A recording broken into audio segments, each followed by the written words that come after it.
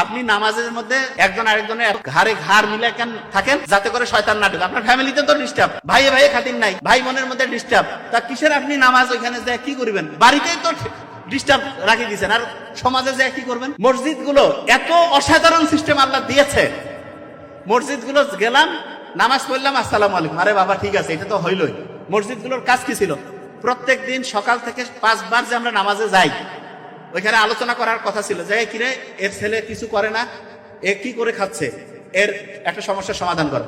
এ আজকে অসুস্থ হয়েছে, সবাই মিলে কি করা যায়? আচ্ছা ওর চাকরি চলে গেছে, সবাই মিলে একটা ব্যবস্থা করি। আচ্ছা এর টাকা পয়সার একটু অভাব, সবাই মিলে হেল্প করি। মসজিদ হওয়ার কথা ছিল এইটা। ও আল্লাহ, মসজিদে গেলাম, নামাজ পড়ে আসসালামু আলাইকুম বলে চলে আসলাম, এটা হইল? মসজিদ হচ্ছে প্রবলেম সলভিং ক্যাপাসিটি। এবং জুমার দিন যে বড় মসজিদ, ওইটার মানেটা কি?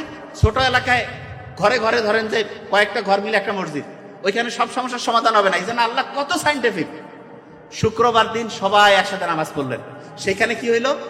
ওই এলাকার ওনার সমস্যা, ঠিক আছে আমরা হেল্প করি, ওই এলাকার ওনার সমস্যা আমরা হেল্প করি। ইসলাম কি অসাধারণ জিনিস দেখাই দিল।